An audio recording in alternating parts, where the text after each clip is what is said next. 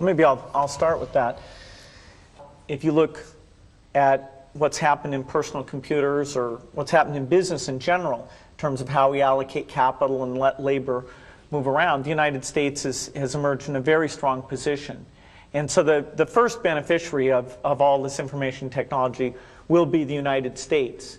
There are a few other areas like Singapore, Hong Kong, the Scandinavian countries, where they're adopting the technology at basically the same rate that we are. There's a few countries that even relative to their level of income are going after the technology because they believe so much in education. In Korea and many parts of China, we see incredible penetration of personal computers, even at very low income levels, because they basically decided it's a tool to help their kids have access to information and to get ahead.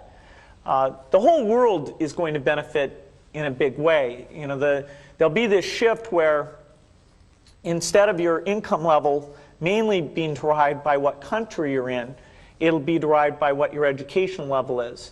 So today, a PhD in India doesn't make nearly as much as a PhD in the United States.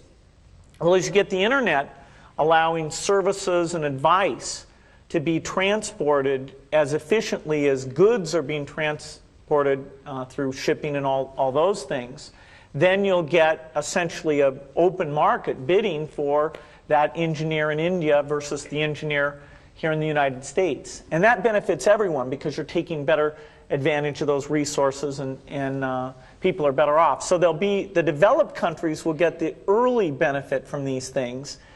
In the long run, the people who are lucky enough to get a good education in developing countries will actually get an absolute, the biggest boost from all these things that go on. I didn't get it at first, but it's huge, and it will change the world, the technological revolution, in dramatic ways and quickly. Ironically, our approach to that is just the opposite of Bill's. But that his is the right one for the world. Ours is the right one for me. I look for businesses where I think I can see what they're going to look like in 10 or 15 or 20 years. We don't own any, but if you take Wrigley's chewing gum, I don't think the internet's going to affect how people chew gum. You know, and Bill probably does. I mean,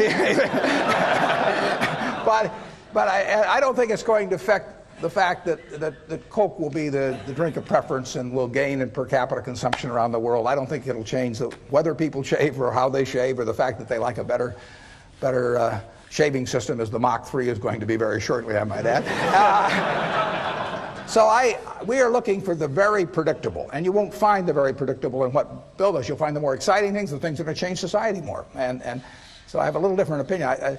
As a member of society, I applaud what he's doing, and as an investor, I keep a wary eye on it. And that's, it's a different approach to investing. Most people think of that all as opportunity, and it has been opportunity. Every internet stock has gone crazy here in recent months, but I don't know how to look at one or the other and tell the winners. Yeah, this is an area I agree strongly with Warren on. I think the multiples of technology stocks should be quite a bit lower than the multiples of stocks like Coke and Gillette, because we are subject to complete change in the rules. You know, I know very well that in the next 10 years, if Microsoft's still a leader, there will have been at least three crises that we will have had to really prove our excellence in. I accidentally once, when we were on a panel with the CEO of Coke, I said something like, I couldn't run my business when I get to be 60 because it's such a hard business, not like Coke. And I offended him without meaning to. You won't offend me. I want to be in a business I can run when I'm 100 because I plan to do it. I'm going to retire about 5 years after I die.